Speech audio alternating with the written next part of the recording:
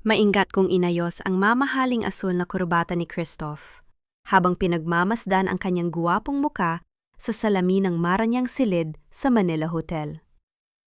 Ngayong gabi, pagkatapos ng 5 taon ng aking lihim na pagpupuyat sa laboratorio upang itaguyod ang kanyang karera, opisyal na kaming mag-iisang dibdib sa harap ng alta lipunan ng Maynila. Ngunit biglang natigil ang aking kamay nang marinig ko ang pamilyar na boses ni Valerie mula sa kabilang silid na bahagyang nakabukas ang pinto. Isang boses na nanggaling sa teleponong naka-speakerphone sa ibabaw ng lamesa na nagsabing, "Huwag kang mag-alala, Christoph.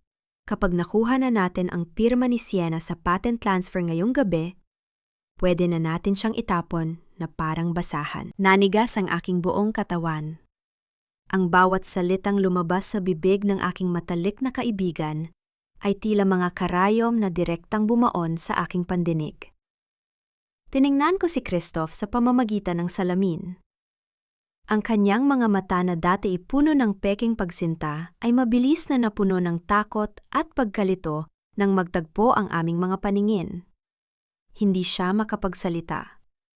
Ang kanyang labi ay nanginginig, naghahanap ng kasinungalingang maisasagot sa akin. Bago pa man siya makabuo ng depensa, bumukas ang pinto at pumasok si Doña Consuelo Ilustre.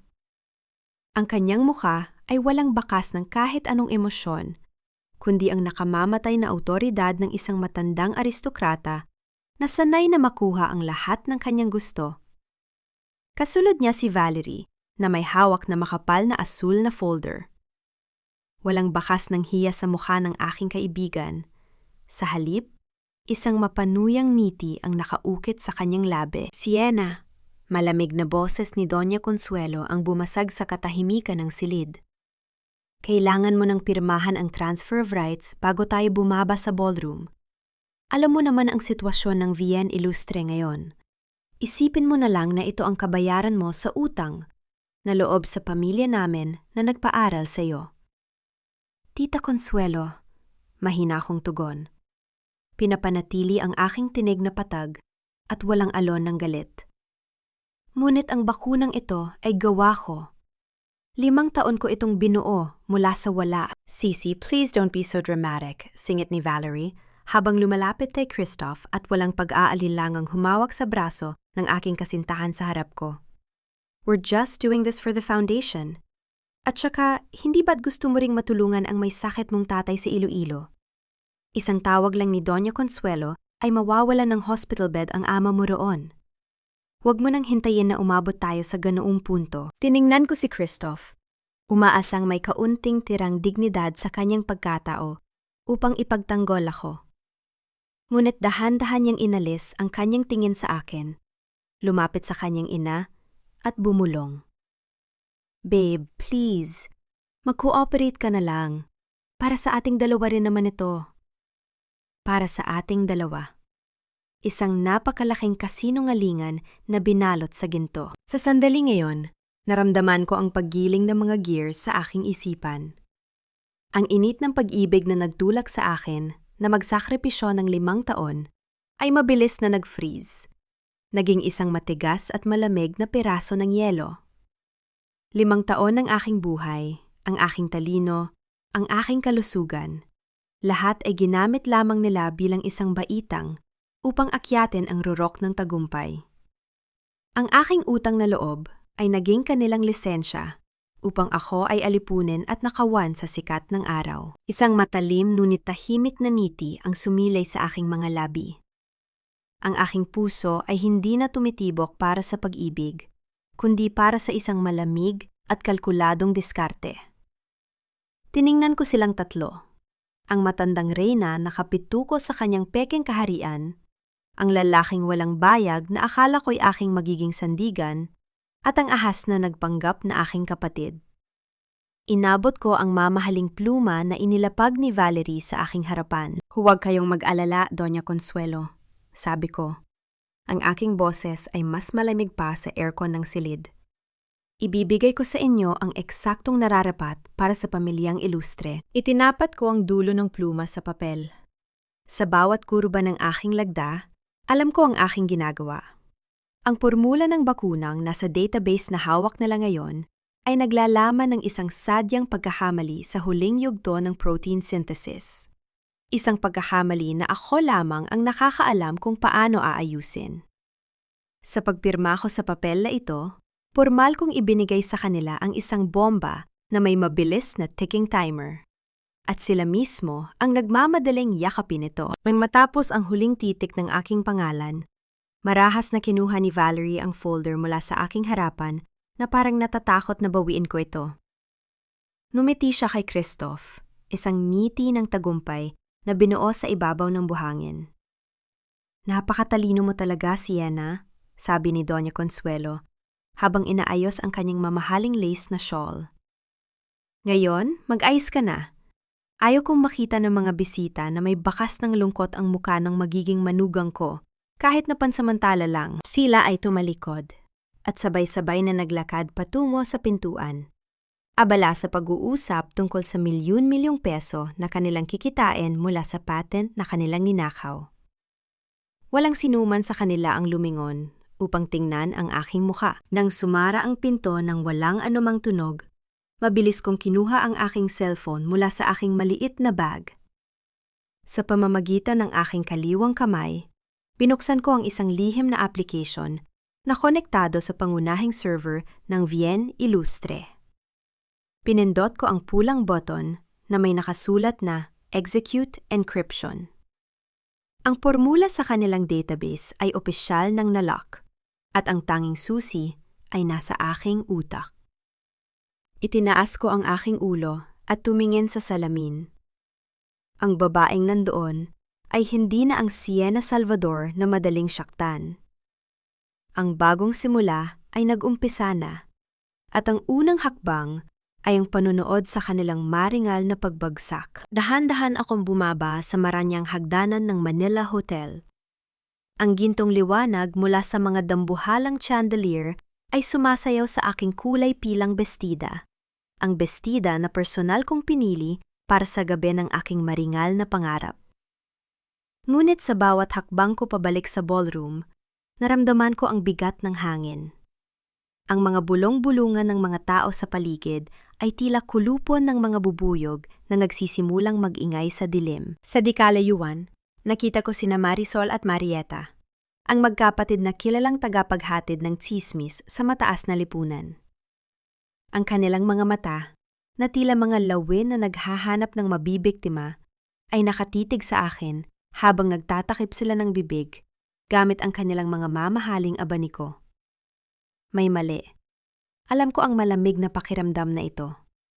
Ito ang hangin bago ang pagdating ng isang malakas na bagyo. Isang matinis na tunog mula sa mikropono ang bumasag sa tawanan ng mga bisita na sinundan ng marahas na pagtahimik ng buong bulwagan. Sa gitna ng entablado, nakatayo si Doña Consuelo Illustre. Hawak ang mikropono habang ang kanyang mukha ay puno ng peking kalungkutan. Sa tabi niya, nakatayo si Christoph, seryoso ang mukha, at si Valerie, na may hawak na panyo habang nakayuko. Mga kaibigan, mga kasamahan sa industriya, ang boses ni Doña Consuelo ay umalingaw-ngaw sa bawat sulok ng marangyang bulwagan. Humihingi ako ng paumanhin sa pagkaantala ng ating pagtitipon.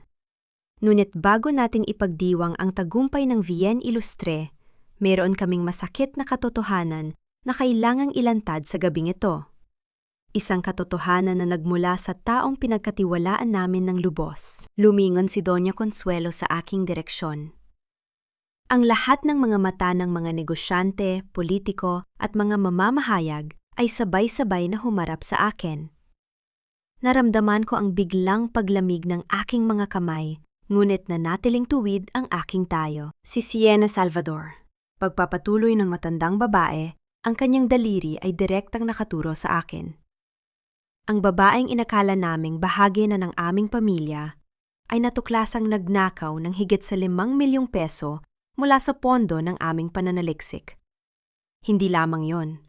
Sinubun niya ring ibenta ang formula ng aming bagong bakuna sa isang dayuhang kumpanya upang takpan ang kanyang mga utang sa kasino sa probinsya. Ang mga bulong ng mga tao ay mabilis na naging isang malakas na ugong ng paghatol.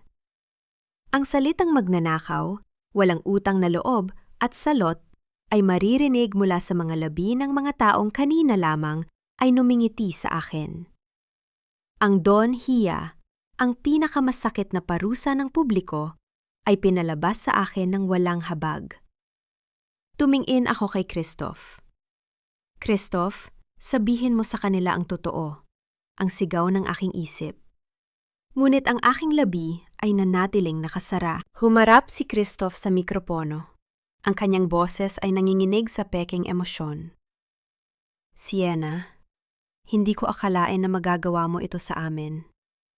Binigyan ka namin ng lahat ng suporta. Minahal kita ng tapat. Ngunit mas pinili mo ang pera kaysa sa ating kinabukasan. Sisi, umiiyak na singit ni Valerie habang lumalapit sa mikropono. Paano mo nagawang ibenta ang gawa ng aming kumpanya? Isinakripisyo namin ang lahat para sa proyektong ito. Bakit mo kami pinagtaksilan? Isang malalim na hininga ang aking pinakawalan. Ang kanilang mga kasinungalingan ay napaka-perpekto na isulat ng may sining upang sirain ang aking pangalan sa buong bansa. Nais nilang tiyakin na kahit kailan ay walang sinumang maniniwala sa akin kung sakaling sabihin ko ang katotohanan na ako ang tunay na lumika ng bakuna. Lumapit sa akin ang dalawang lalaking naka-security uniform na sinundan ni Doña Consuelo na may hawak na isang pirasong papel. Lumapit siya sa aking tainga, ang kanyang amoy pulbos na mukha ay malapit sa akin habang bumubulong. Kung ayaw mong mabulok ang may sakit mong ama sa kulungan sa Iloilo, pumirma ka sa kasunduang ito na kusang loob kang aalis ng Maynila at hinding-hindi na babalik sa industriya. Bulong niya. Ang kanyang boses ay tila ahas na pumupulupot sa aking leeg. Pumirma ka, Sienna, at hindi namin tatawagan ang mga pulis na naghihintay sa labas. Iligtas mo ang natitirang puri ng pamilya mo. Tumingin ako sa paligid. Ang mga kamera ng mga mamamahayag ay patuloy na kumikislap. Kinukuha ang aking mukha sa gitna ng aking pinakamalaking kahihiyan. Nakita ko ang tagumpay sa mga mata ni Valerie. Nakita ko ang takot at kahinaan sa mga mata ni Christoph. Ipinakita ko sa kanila ang aking pinakamalamig na mukha. Walang luha na pumatak mula sa aking mga mata. Ang aking puso, na tila isang matigas na bato, ay hindi na naramdaman ang sakit ng kanilang mga salita. Ang kahihiyang ito ay aking tatanggapin ngayon. Ngunit ito ang magiging pundasyon ng aking muling pagbangon. Ibigay mo ang pluma, sabi ko kay Doña Consuelo. Kinuha ko ang pluma mula sa kanyang nanginginig na kamay at pinirmahan ang huling kasunduan ng aking pagpapatapon. Ang bawat guhit ng aking lagda ay isang panunumpa sa aking sarili na ang bawat patak ng kahihiyang naramdaman ko ngayong gabi ay babalik sa kanila ng 100 beses. Matapos kong ibalik ang papel, hinarap ko ang buong ballroom. Tumingin ako ng diretsyo sa mga kamera ng media, itinaas ko ang aking ulo, at dahan-dahang lumakad patungo sa labasan ng Manila Hotel. Ang mga tao ay mabilis na umiwas sa aking dinadaanan na parang ako ay may nakakahawang sakit. Ngunit ang aking bawat hakbang ay puno ng dignidad. Nang makalabas ako sa pinto ng hotel, sinalubong ako ng malamig na hangin at ng amoy ng paparating na ulan. Walang sasakyang naghihintay para sa akin. Ako ay mag-isa. Duguan ang puso, ngunit buo ang isipan. Kinuha ko ang aking cellphone at tiningnan ang mensahe mula sa hindi kilalang numero na natanggap ko kanina. May kasunod na itong bagong mensahe. Ang unang yugto ng kanilang laro ay tapos na. Handa ka na ba sa susunod na hakbang? Pagbabalik ko sa laboratorio ng VN Illustre, sa kalagitnaan ng gabi, sinalubong ako ng pamilya na singaw ng mga chemical at ng malamig na liwanag ng mga fluorescent bulb. Ito ang silid kung saan ko ibinuhos ang aking dugo, pawis, at mga pangarap sa loob ng 5 taon.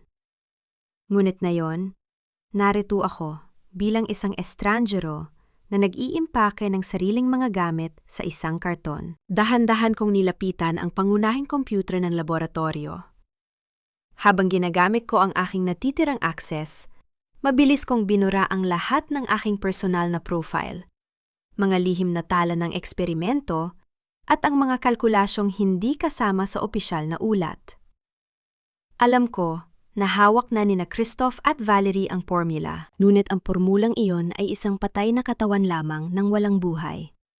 Isang static na code na walang dynamic na catalyst algorithm upang manatili itong ligtas sa loob ng katawan ng tao. Akala ko ba ay mabilis kang aalis ng Maynila, Sienna? Narinig ko ang boses ni Valerie mula sa may pinto. Lumingon ako at nakita ko siyang nakasandal sa hamba ng pinto, nakasuot ng bagong trench coat na may tatak ng mamahaling tatak at may hawak na baso ng mamahaling alak. Amoy na amoy ko rin ang pabango ni Christoph sa kanya. Huwag kang mag-alala, Valerie. Kalmado kong sagot habang inilalagay ang aking lumang notebook sa loob ng karton. Paalis na ako. Ang laboratoryong ito ay sa iyo na ngayon. Lumapit si Valerie sa akin. Ang tunog ng kanyang mga takong sa sementadong sahig ay tila isang marahang pagmamayabang. Dapat lang, ako na ang mamamahala sa pananaliksik simula bukas. Christoph and I will launch our vaccine at sisiguraduhin kong malilimutan ng buong mundo na nagtrabaho ka rito. Huminto ako sa aking pag-iimpake. Tinitigan ko siya ng diretso sa kanyang mga mata gamit ang aking malamig at walang emosyong tingin. Ang kanyang mapanuyang ngiti ay unti-unting napawi sa ilalim ng aking katahimikan. Sana nga ay kayanin mo, Valerie. Bulong ko sa kanya. Ang aking tinig ay mababa, ngunit puno ng bigat. Ngunit tandaan mo, ang lipid nanoparticles ng bakunang iyon ay napakasilan. Kapag ginamit mo ang centrifuge, tiyakin mong ang temperatura ay mananatili sa eksaktong 24 na puwang 6 na antas. Isang antas lang ang magbago. Ang buong formula ay magiging lason. Titingnan ko kung sapat ba ang natutunan mo sa Switzerland upang makontrol ang simpleng chemical na ito. Nakita ko ang mabilis na pagdaan ng takot sa kanyang mga mata. Hawak-hawak niya ng mahigpit ang kanyang baso ng alak. Sinusubukang itago ang kanyang pangangamba sa pamamagitan ng isang pilit na tawa. I know what I'm doing, Sisi. Don't act like you're irreplaceable. Hindi ko na siya sinagot. Binuhat ko ang aking karton at nilpasan siya ng walang paglingon. Pagdating ko sa aking maliit na apartment, agad kong ibinaba ang aking mga gamit at naupo sa harap ng aking personal na laptop. Isinaksak ko ang aking pulang flash drive, ang naglalaman ng totoong catalyst algorithm ng bakuna. Sinimulan ko ang proseso ng pag-encrypt sa buong file gamit ang isang dynamic na password na hango sa kaarawan ng aking yumaong ina at ang espesyal na enzyme code na ako lamang ang nakakaalam. Habang naghihintay na matapos ang pag-encrypt, napansin ko ang isang puting sobre na isiniksik sa ilalim ng aking pinto. Tumayo ako at pinulot ito. Nang buksan ko ang sobre, bumagsak sa aking lamesa ang mga kopya ng bank ledger at mga kasunduan sa pautang sa kasino. Ang nakasulat na pangalan ng nangutang ay si Dr. Armando Galvez, ang aking iginagalang na guro at mentor. Ang kabuuang utang ay umabot sa 10 milyong peso at ang selyo ng nagpahiram ay mula sa isang kumpanyang pagmamay-ari ng mga Rojas. Nanginig ang aking kamay. Si Dr. Armando? Ang taong itinuring kong pangalawang ama, ang nag-iisang saksi sa aking mga pagsisikap sa laboratorio, may ganitong lihim? At bakit may nagpadala nito sa akin? Bago ko pa man mahanap ang sagot, narinig ko ang mahinang ugong ng makina ng isang sasakyan sa labas ng aking tahimik na kalye. Lumapit ako sa bintana at dahan-dahang hinawi ang kurtina. Sa ilalim ng madilim na liwanag ng poste ng kuryente, nakatayo ang isang makintab na itim na sedan. Ang mga bintana nito ay madilim. Ngunit ramdam ko ang isang pares ng mga mata mula sa loob na nakatitig ng diretsyo sa aking silid. Sa loob ng isang lumang kapihan sa Intramuros, sinalubong ako ng amoy ng lumang kahoy at ng singaw ng mainit na tsaa. Sa labas, ang marahang pagbuhos ng ulan ay nagsimulang bumasa sa mga cobblestone na daan, tila nakikiramay sa bigat ng aking pinagdadaanan. Sa harap ko, nakaupo si Dr. Armando Galvez, ang aking propesor, ang aking mentor, ang taong itinuring kong pangalawang ama sa loob ng maraming taon ng aking pag-aaral. Ngunit sa gabing ito, hindi ko makita ang dating tatag at talino sa kanyang mga mata. Ang kanyang mga kamay ay bahagyang nanginginig habang hinahawakan niya ang tasa ng tsaa at paulit-ulit siyang umiiwas sa aking mga tingin. Sienna, anak. Mahina ang kanyang boses, puno ng pag-aalangan. Balisa ako nang mabalitaan ko ang nangyari sa Manila Hotel. Hindi ko akalain na hahantong sa ganong kahihiyan ang lahat.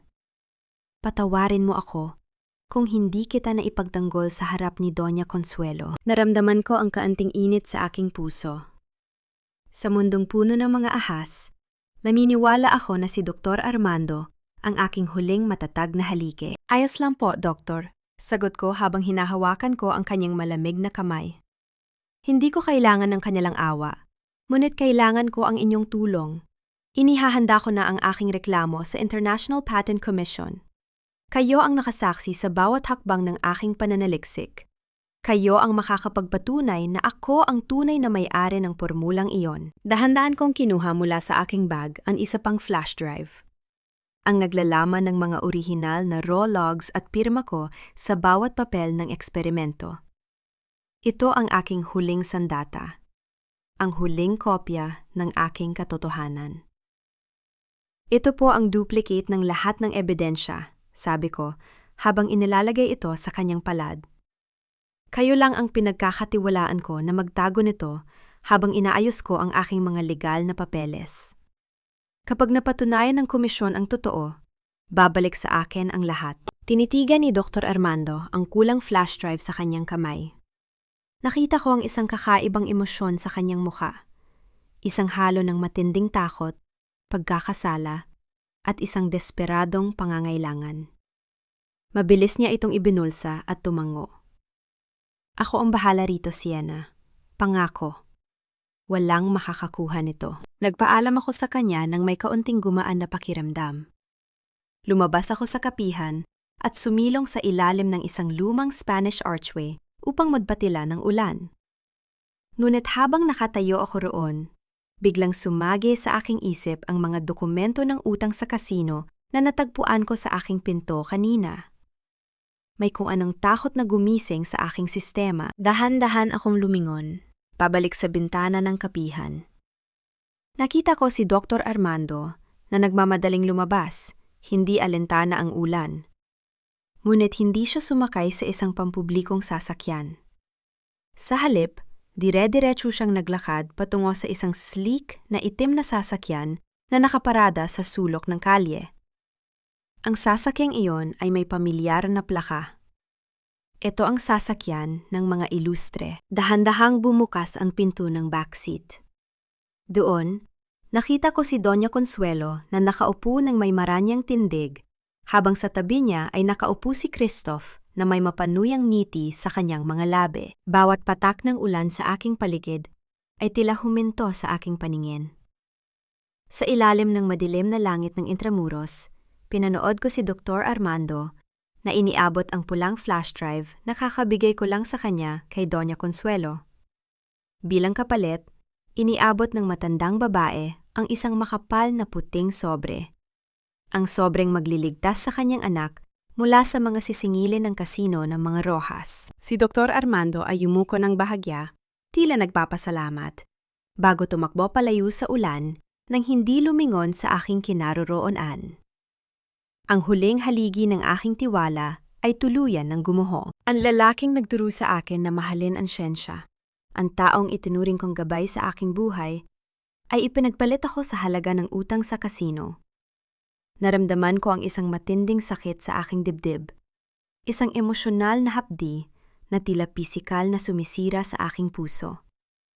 Ngunit sa pagkakataong ito, walang luha na lumabas sa aking mga mata. Ang aking kahinaan ay tuluyan ng namatay sa ilalim ng ulan ng Intramuros. Pinilit kong pakalmahin ang aking sarili. Kung iniisip nila na nakuha na nila ang lahat, mas mabuti. Hahayaan ko silang magdiwang sa kanilang akalang tagumpay, habang ako ay naghahanda para sa aking susunod na hakbang. Ang gabi sa maburol na kalsada ng Cavite ay nababalutan ng makapal na hamog. Habang nagmamaneho ako patungo sa isang ligtas na lugar, ang tanging nagbibigay ng liwanag sa madilim na daan ay ang headlights ng aking lumang sasakyan. Iniisip ko ang aking susunod na hakbang matapos ang pagtataksil ni Dr. Armando. Ngunit ang aking pagmuni-muni ay biglang naputol nang makakita ako ng isang matinding liwanag mula sa aking rear view mirror. Isang dambuhalang truck ang mabilis na lumalapit sa aking likuran. Ang mga high beam nito ay nakasisilaw at tila gustong lamunin ang aking maliit na sasakyan. Sinubukan kong iwasan ito at lumipat sa gilid ng kalsada. Ngunit ang driver ng truck ay walang balak na huminto. Naramdaman ko ang isang napakalakas na puwersa na tumama sa likod ng aking sasakyan. Ang aking manibela ay biglang nawala ng kontrol at ang sasakyan ay marahas na umikot patungo sa gilid ng bangin. Ang sumunod na segundo ay isang matinding kaguluhan ng pag-ikot ng mundo. Ang marahas na pagdurog ng mga metal at ang matalim na pagbasag ng mga salamin sa aking paligid bago tuluyang lamunin ng madilim na kawalan ang aking diwa. Nagising ako sa isang silid na nangangamoy gamot at antiseptiko. Ang bawat bahagi ng aking katawan ay sumasakit, ngunit ang pinaka nakapagtataka ay ang aking kanang kamay. Wala akong maramdamang kahit ano. Tila ito ay naging isang manhid na piraso ng kahoy. Pumasok ang doktor at hinarap ako ng may malungkot na ekspresyon. "Sienna," mahina ang kanyang tinig. "Ligtas ka na, ngunit meron kaming masamang balita.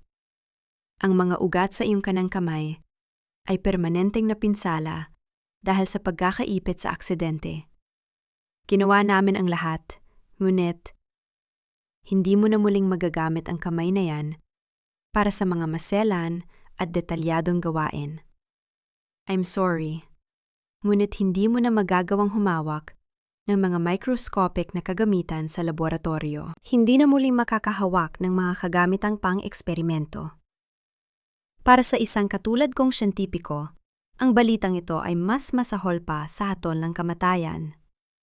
Ang aking kamay, ang aking pangunahing tool sa paglika, ay tuluyan ng kinuha sa akin. Napakalungkot naman ang sinapit mo, Sisi. Bumukas ang pinto at pumasok si Valerie, nakasuot ng mamahaling damit at may dalang isang pumpon ng mga bulaklak na pabaya niyang itinapon sa ibabaw ng aking lamesa. Ang kanyang mga mata ay puno ng mapanuyang kasiyahan. "Tingnan mo nga naman ang buhay," pagpapatuloy ni Valerie habang lumalapit sa aking kama. Ang dakilang Sienna Salvador, ang utak ng Bien Ilustre, na yon ay isa ng paralitiko. Paano ka nagagawa ng mga eksperimento ngayon? Wala ka ng silbi, Sienna. Kahit may hawak ka pang ebidensya, wala ka ng kakayahan na patunayan ito sa laboratorio. Tinitigan ko si Valerie ng diretso sa kanyang mga mata. Walang kahit isang patak ng luha ang lumabas sa aking mukha. Ang aking puso ay binalot ng isang nakamamatay na katahimikan. Gamit ang aking kaliwang kamay, dahan-dahan kong inabot ang baso ng tubig sa tabi ng aking kama. Kahit nanginghinig ang aking kaliwang bahagi, hinawakan ko ito ng mahigpit at tinitigan si Valerie ng walang takot. Ang kamay ko lang ang naparalisa, Valerie, hindi ang aking utak. Ang aking boses ay mababa, ngunit puno ng matalim na banta na nagpatigil sa kanyang pagtawa. Ngunit ikaw, kahit meron kang 2 buong kamay, hinding-hindi ka magkakaroon ng utak upang maunawaan ang aking mga gawa. Titingnan natin kung sino ang unang mabulok sa ating dalawa sa sandaling magsimula ang pagsubok sa mga tao. Nakita ko ang mabilis na paglamig ng mukha ni Valerie. Ang kanyang kumpiyansa ay biglang mayanig sa harap ng aking kawalan ng takot. Marahas niyang kinuha ang kanyang bag at nagmadaling lumabas ng silid nang hindi man lang nagpapaalam. Nang maiwan akong mag-isa, dahan-dahan kong ibinaba ang baso ng tubig. Tumingin ako sa aking kanang kamay na walang buhay. Ang labanang ito ay hindi na lamang tungkol sa aking patent. Ito ay tungkol na sa aking buhay. At sisiguraduhin ko na ang bawat patak ng aking dugo na nawala sa Cavite ay babayaran nila ng higit pa sa kanilang kayamanan. Sa paglubog ng araw, ang silid ko sa ospital ay napuno ng mahahabang anino na tila mga kamay na gustong humila sa akin pabalik sa kadiliman. Habang nakatitig ako sa kawalan, dahan-dahang bumukas ang pinto. Isang lalaking may matikas na tindig at nakasuot ng dekalidad na kulay-abo na Amerikana ang pumasok ng walang pahintulot. Hawak niya ang isang makapal na folder na naglalaman ng aking pangalan at ng aking medical na ulat. "Sino ka?" Tanong ko gamit ang aking malamig na tinig, hindi pinapakita ang anumang gulat. "Sino ang nagbigay sa iyo ng karapatan na pumasok sa pribadong silid ko?" Hindi siya agad sumagot. Lumapit siya sa aking kama, hinila ang isang upuan ng walang pag-aalinlangan, at umupo ng may labis na kumpiyansa. "Ako si Gabriel Rojas." Ang kanyang boses ay malalim, patag, at may dalang otoridad na hindi matatagpuan sa isang ordinaryong tao. Isang abogado. At narito ako dahil mayroon tayong iisang interes, ang makitang tuluyang gumuho ang pamilya Ilustre. Pinag-aralan ko ang bawat detalye ng kanyang pagkatao sa loob ng ilang segundo. Ang kanyang mamahaling relo, ang maayos na gupit ng kanyang buhok, at ang kanyang matatalim na mata na tila laging naghahanap ng kahinaan sa kanyang kausap. Walang inat sa kanyang presensya. Siya ay hindi isang mabuting Samaritano na dumating upang iligtas ang isang api. Siya ay isang mandaragit na nakakita ng pagkakataon. "Gabriel Rojas," ulit ko sa kanyang pangalan, habang iniaangat ko ang aking ulo sa unan. Ang mga Rojas ay kilala sa industriya ng pananalapi at kasino. Isang tanyag na abogadong tulad mo ay hindi pupunta sa isang pampublikong ospital para lamang sa kawanggawa. "What is your real game?" Isang bahagyang ngiti ang sumilay sa kanyang mga labi, ngunit hindi ito umabot sa kanyang mga mata. "You are as sharp as they say, Sienna. Correct. I don't do charity. I do business." Ang Vicien Ilustre ay unti-unti nang malulubog sa utang, at ang tanging nagpapanatili sa kanila sa ibabaw ay ang bakunang gawa mo. Kung kukunan natin ang patent na yan, guguho ang kanilang kumpanya. Inilapag niya ang mga dokumento sa ibabaw ng aking lamesa gamit ang kanyang mahahabang daliri. Inaalok ko ang aking serbisyo ng walang anumang bayad. Ako ang hahawak sa kaso mo laban sa kanila sa International Patent Commission. Mayroon akong mga ebidensya ng kanilang insider trading na maaari nating isabay sa kaso mo. Tiningnan ko ang kasunduan na kanyang inilatag. Alam ko ang aking kalagayan. Paralisado ang aking kanang kamay. Wala akong sapat na pondo. At sinira na nila ang aking reputasyon sa buong Maynila. Kailangan ko ng kakampi na may sapat na lakas upang labanan ang mga Ilustre.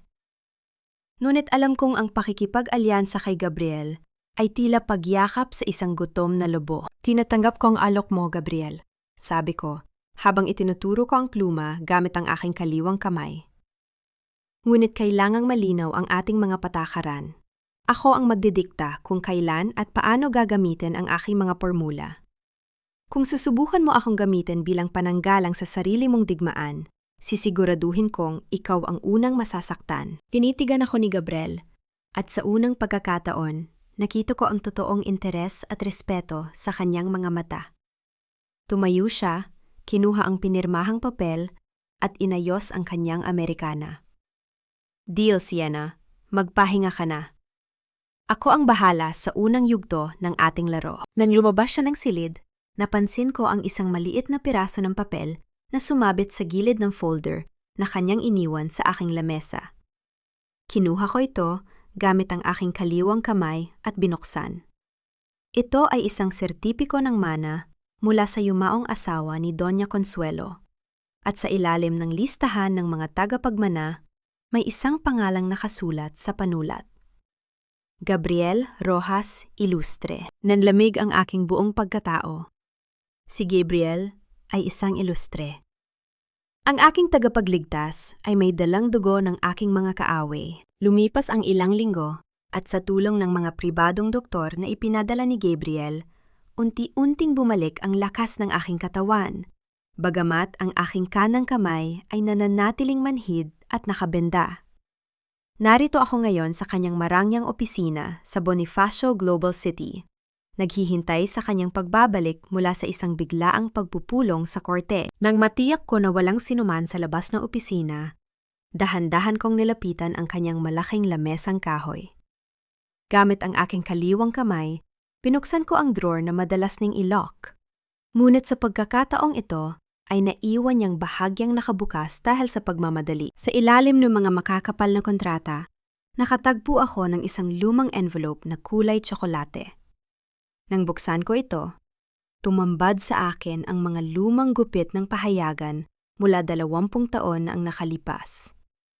Ang hong-elong balita ay tungkol sa pagpapakamatay ng isang babaeng nagngangalang Maria Rojas, isang dating sekretarya na tumalon mula sa isang mataas na gusali sa Makati, matapos akusahan ng pagnanahaw ng pamilya ilustre. Sa tabi ng mga balita ay ang mga lihim na sulat mula sa yumaong asawa ni Doña Consuelo na nagpapatunay ng kanilang relasyon, at ang mga dokumento ng paglilipat ng pera na sadyang ginawa ni Doña Consuelo upang i-frame up si Maria Rojas.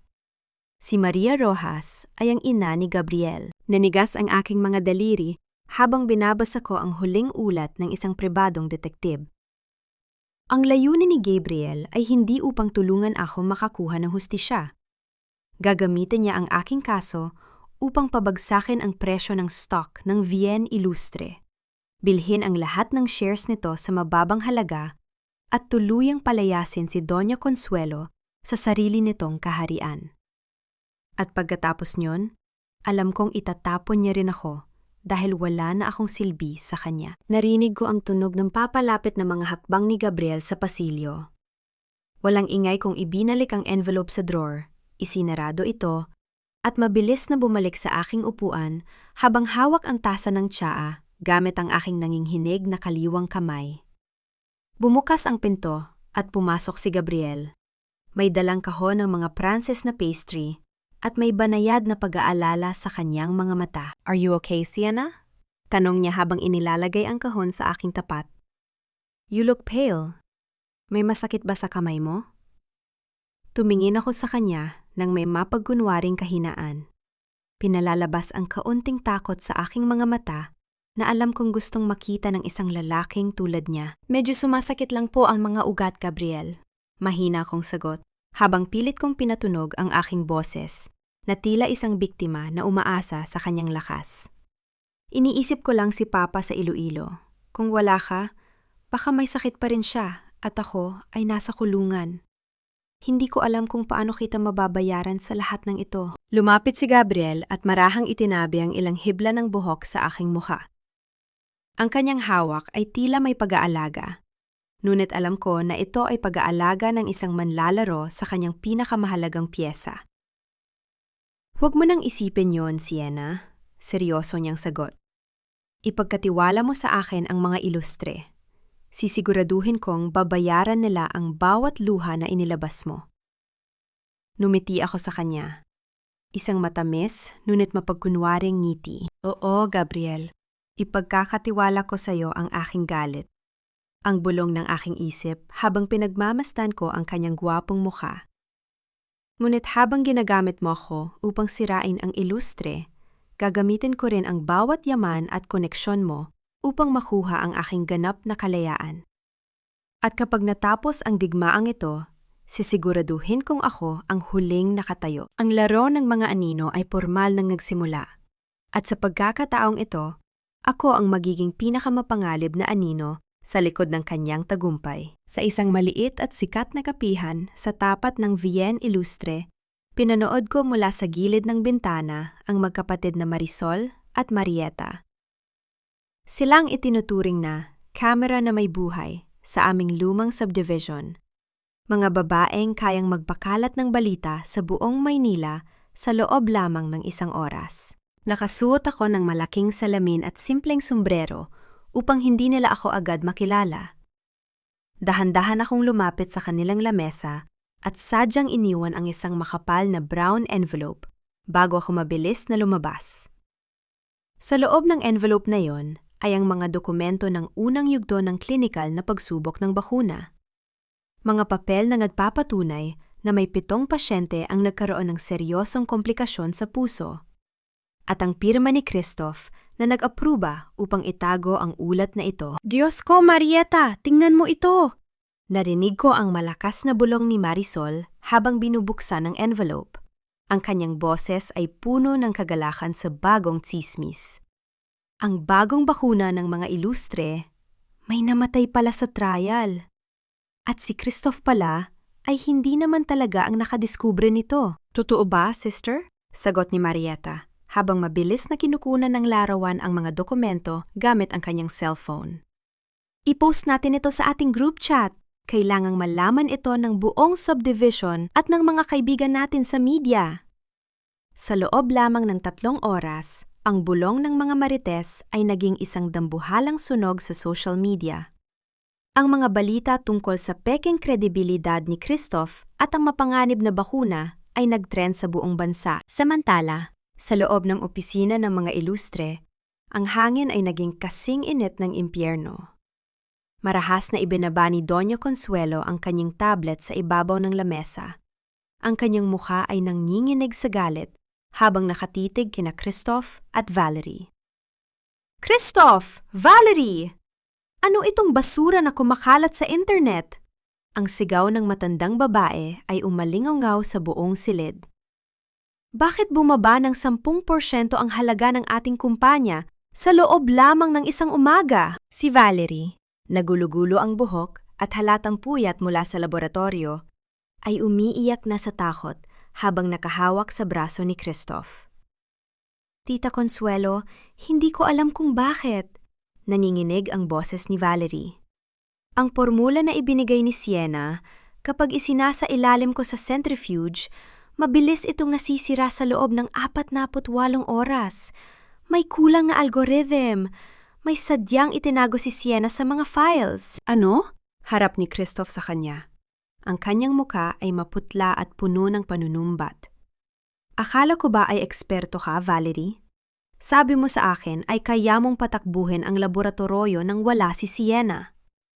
I thought I could, sigaw ni Valerie habang itinutulak si Christoph.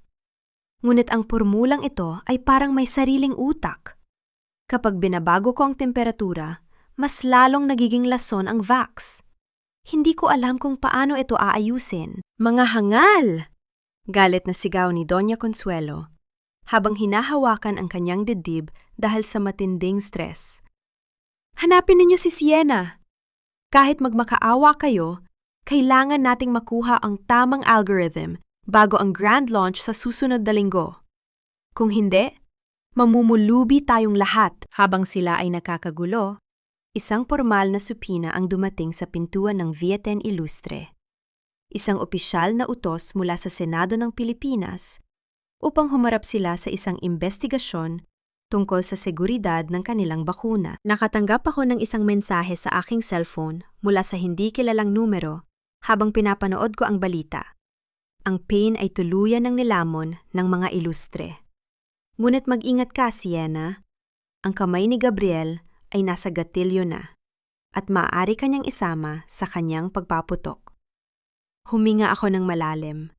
Pinalalakas ang aking kaliwang kamay habang nakatitig sa screen ng TV. Ang kanilang imperyo ay nagsisimula ng gumuho at ako ang may hawak ng huling bato na gigiba sa lahat. Ang maranyang ballroom ng Shangri-La Hotel ay napupuno ng gintong liwanag, usap-usapan ng mga dayuhang mamumuhunan at mga kamera ng media mula sa iba't ibang bansa. Ito ang gabi ng grand launch ng Vax Project ng mga ilustre. Isang formal na pagtitipon na pinilit nilang ituloy sa kabila ng mga negatibong balita sa social media upang patunayan na sila pa rin ang namumuno sa industriya. Sa ibaba ng entablado, nakita ko si Doña Consuelo na nakasuot ng tradisyonal na kulay gintong terno, pilit na numingiti sa harap ng mga reporter habang sinasabing ang mga bali-balita ay gawa-gawa lamang ng kanilang mga kalaban. Sa entablado naman, nagsisimula ng magsalita si Christoph sa harap ng mikropono. Seryoso ang mukha, ngunit bakas ang panginginig ng kanyang boses. Samantala, sa madilim na control room sa ikalawang palapag ng ballroom, tahimik akong nakatayo sa tabi ni Gabriel. Gamit ang aking kaliwang kamay, isinaksa ko ang isang maliit na bypass device sa pangunahing control system ng hotel. "Handa ka na ba, Sienna?" Bulong ni Gabriel habang nakatitig sa monitor. Kapag pinindot ko ito, wala nang balikan. Ang pangalang Ilustre ay tuluyan ng mabubura sa kasaysayan. "Ito ang gabing matagal ko nang hinihintay, Gabriel." Sagot ko ng may malamig na paninindigan. "Simulan mo na." Sa gitna ng pagtatanghal ni Christoph tungkol sa formula ng bakuna, biglang nag-flicker ang dambuhalang screen sa likod niya. Ang mga diagram at slide ng pananaliksik ay biglang napalitan ng isang malinaw na video. Ito ay ang video recording mula sa Manila Hotel, ang gabi ng aming pag-iisang dibdib. Ang bawat salita ni na Christoph at Valerie tungkol sa pagnanahaw ng aking formula at ang plano nilang itapon ako na parang basahan ay umalingaw-ngaw sa buong ballroom. Kasunod niyon ay ang isa pang mas nakakanghinig na video. Isang lihim na pag-uusap ni Valerie sa isang lalaki tungkol sa pagbayad upang ipasira ang preno ng aking sasakyan sa Cavite. "Siguraduhin mong hindi na siya makakabalik ng Maynila." Ang boses ni Valerie ay narinig ng bawat investor, politiko at mamamahayag sa silid. Ang buong ballroom ay napuno ng matinding katahimikan na mabilis na napalitan ng malalakas na singhap ng gulat at bulong ng kahihiyan. "Security! Patayin ninyo ang projector! Ngayon din!" Sigaw ni Doña Consuelo mula sa kanyang mesa. Ang kanyang mukha ay maputla na parang bangkay, habang sinusubukang takpan ang screen gamit ang kanyang mga kamay. Ngunit ang system ay ganap na naka-encrypt. Walang sinuman ang makakapigil sa video. Kasunod ng mga video ay ang live feed ng mga medical na record ng mga pasyenteng nagkaroon ng komplikasyon sa puso mula sa clinical na pagsubok na pinirmahan ni Christoph upang itago. Sa gitna ng kaguluhan, bumukas ang malalaking pinto ng ballroom. Isang grupo ng mga ahente mula sa National Bureau of Investigation ang pumasok, sa pamumuno ng isang opisyal na may hawak na warrant of arrest. "Mr. Christoph Ilustre, Miss Valerie Ramos," malakas ang boses ng opisyal. "Kayo ay nasa ilalim ng pag-aresto para sa mga kasong corporate fraud, medical malpractice, at conspiracy to commit frustrated murder." "Hindi ako. Si Christoph ang may kasalanan. Siya ang nag-utos sa akin na gawin ang lahat ng ito." Sigaw ni Valerie habang nagpupumiglas sa mga kamay ng pulisya. Ang kanyang mamahaling bestida ay nagusot habang kinakaladkad siya pababa ng entablado. Umiyak at naninginig na sumama si Christoph ng walang laban, habang ikinakabit ang mga posa sa kanyang mga kamay. Si Doña Consuelo naman ay tuluyang napaupo sa kanyang upuan. Ang kanyang matikas na tindig ay tuluyang nawala, habang nakatitig sa kanyang anak na kinakaladkad ng mga awtoridad sa harap ng media. Dahan-dahan akong bumaba mula sa control room at naglakad patungo sa gitna ng ballroom. Huminto ako sa tapat ng mesa ni Doña Consuelo. Marahan kong tinanggal ang puting guwantes sa aking kanang kamay. Ipinapakita ang mahabang syeo ng aking aksidente. Tumingin ako kay Doña Consuelo gamit ang aking pinakamalamig na ngiti. "Sienna, ikaw ang gumawa nito." Nanginginig niyang bulong. Ang kanyang mga mata ay puno ng matinding galit at kahihiyan. "Ibinigay ko lang sa inyo kung ano ang nararapat para sa inyo, Doña Consuelo." Bulong ko sa kanya ng sapat lamang upang marinig niya. "Isipin niyo na lang na ito ang huling kontribusyon ko sa pamilya Ilustre." Tinalikuran ko siya habang patuloy ang pag-flash ng mga kamera ng media. Lumalakad palabas ng ballroom ng may maringal na dignidad. Ang kanilang imperyo ay pormal nang nagtapos sa gabing ito. At ang aking paghihigante ay kasisimula pa lamang. Sa loob ng marangyang opisina ni Doña Consuelo sa Villain Ilustre, na ngayon ay tahimik at abandonado na, nakaupo si Gabriel sa malaking silyang gawa sa katad, habang dahan-dahang iniikot ang baso ng alak sa kanyang kamay. Ang mukha niya ay puno ng tagumpay. Nagawa niyang bilhin ang lahat ng bagsak na shares ng kumpanya, at siya na ngayon ang bagong may-ari ng Imperyong Ilustre. Sienna, nakangiti niyang bati nang pumasok ako sa silid. You did an excellent job.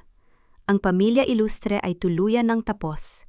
Narito ang tseke para sa iyong share at isang plane ticket patungong Iloilo upang makasama mo ang iyong ama. Pwede ka nang magpahinga. Tiningnan ko ang tseke at ang tiket sa ibabaw ng lamesa. Isang bahagyang ngiti ang sumilay sa aking mga labi habang lumalapit ako sa kanya. Plane ticket, Gabriel? Ang aking boses ay seryoso at walang emosyon. Iniisip mo ba talaga na ginawa ko ang lahat ng pagsasakripisyong ito para lamang bigyan mo ako ng kaunting pera at pauwiin sa probinsya? Mula sa aking bag, inilabas ko ang isang makapal na folder gamit ang aking kaliwang kamay at marahang inilapag ito sa tapat ng kanyang baso ng alak. Kumunat ang noo ni Gabriel habang binubuksan ang folder. Habang binabasa niya ang mga nakasulat, ang kanyang mapanuring ngiti ay unti-unting napawi, napalitan ng matinding gulat at pamumutla ng kanyang mukha. Ano ito, Sienna? Tanong niya. Ang kanyang boses ay naging mabilis at tila nawala ng hangin. Ang mga record ng iyong lihim na bank account sa Switzerland sa ilalim ng mga proxy company. Malamig kong sagot. At ang mga patunay ng pakikipagsabuatan mo kay Dr. Armando upang manipulahin ang presyo ng stock ng Ilustre bago ang launch. Insider trading and corporate sabotage are serious crimes, Attorney Rojas.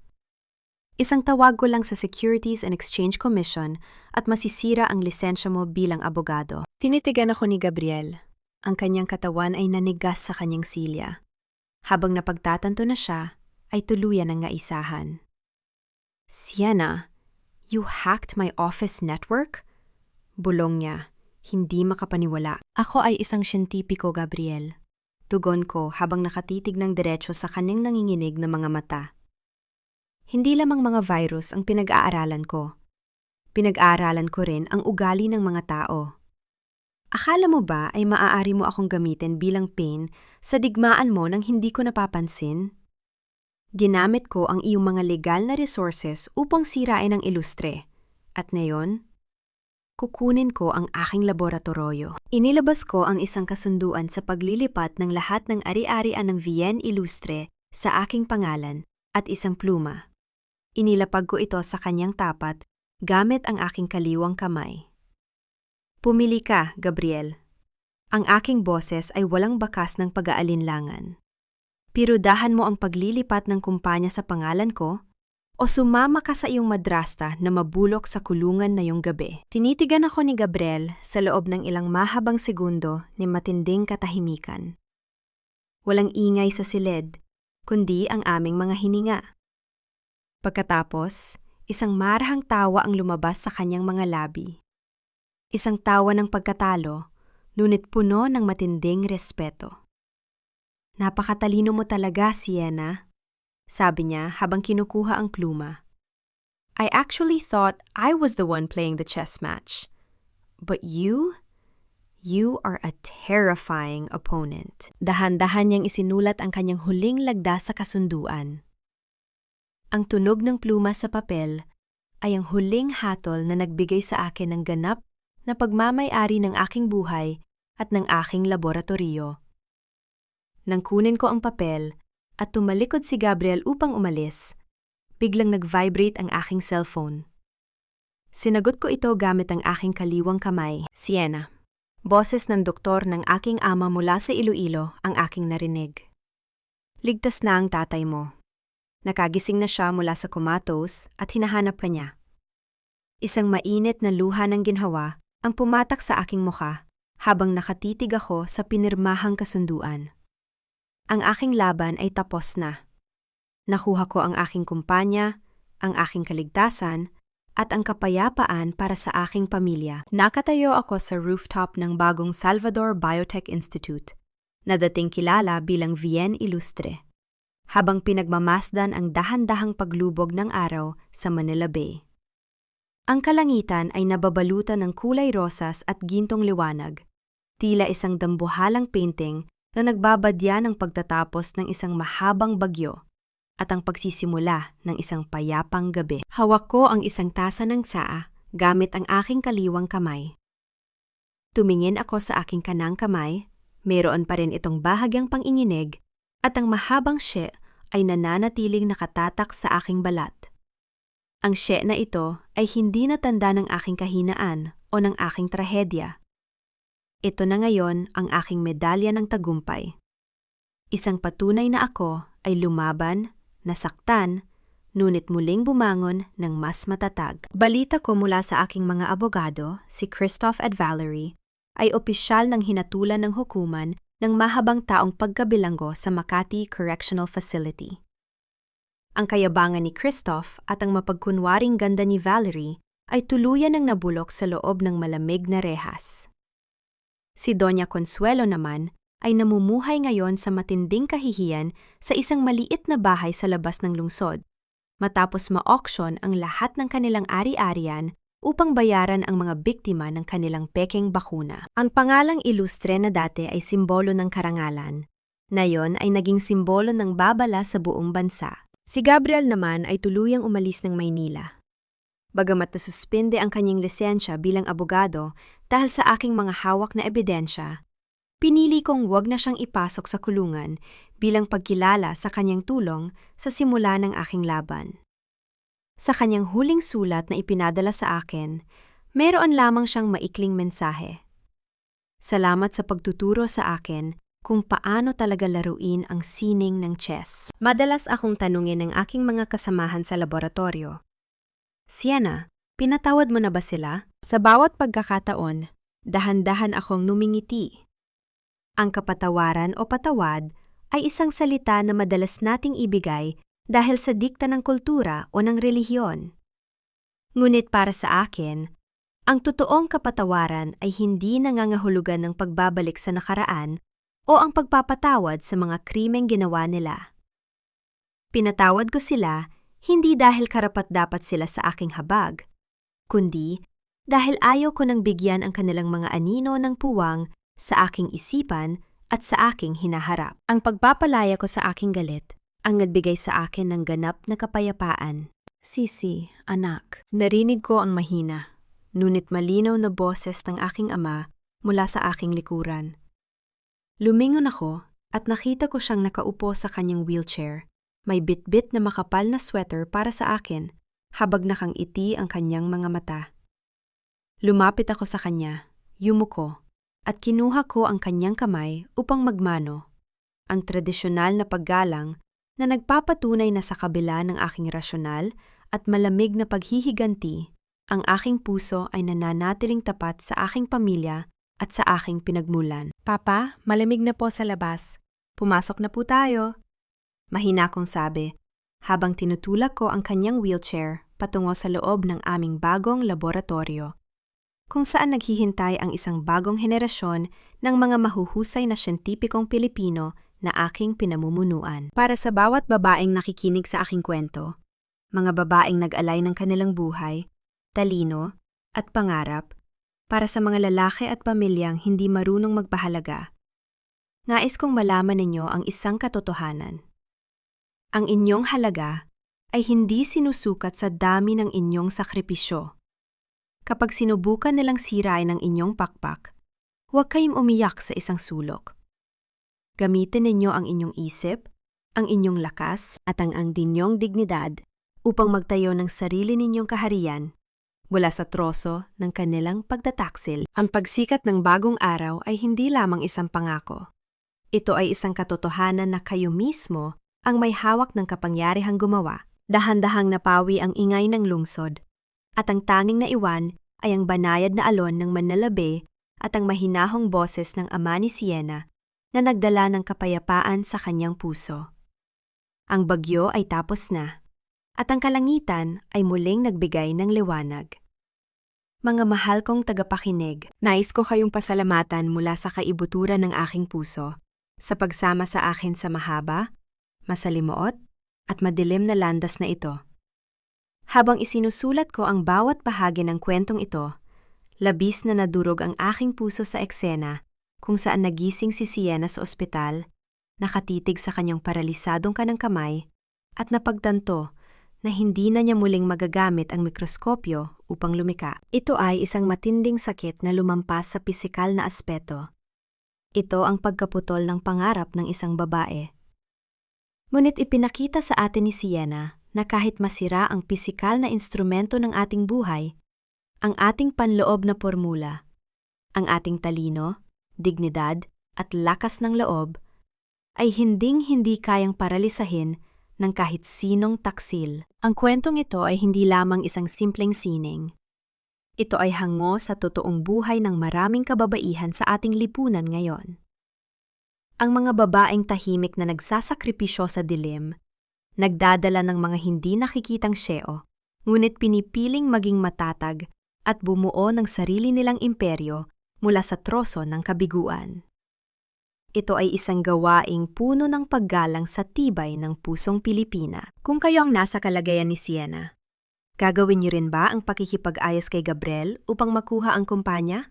O hahayaan niyo siyang mabulok sa kulungan kasama si Doña Consuelo? Tama ba ang kanyang naging desisyon na piliin ang malamig na hustisya kaysa sa madaling kapatawaran? Habang pinapakinggan ninyo ang huling bahagi ng ating kwento, nasaan po kayo ngayon? Nagluluto ba kayo ng hapunan para sa pamilya? Nagpapahinga sa silid pagkatapos ng mahabang araw ng trabaho? O baka nagko-commute pa uwi sa gitna ng trapiko? Ibahagi ninyo po sa komento ang inyong mga iniisip at ang inyong sariling kwento ng pagbangon dahil ang bawat boses ninyo ay mahalaga at may nakikinig dito. Kung nahanap ninyo ang lakas sa kwentong ito, manyaring i-like at i-share po ang video na ito upang maabot natin ang iba pang mga kababaihan na kasalukuyang nakikipaglaban sa sarili nilang mga anino. Sana ay patuloy kayong maging matatag, protektahan ang inyong sariling karangalan, at hinding-hindi papayag na gawin kayong kasangkapan ng iba. Pagpalain po kayo ng may kapal ng kapayapaan at kaligtasan. Pamagat ng kwento, ang lihim na catalyst ng puso. Paunawa. Ang lahat ng mga tauhan at sitwasyon sa kwentong ito ay kathang-isip lamang. Nilikha para sa layuning mang-aliw at maghatid ng positibong mensahe. Ang karapatang-ari ng kwentong ito ay pagmamay-ari ng channel na Pinoy Love Stories.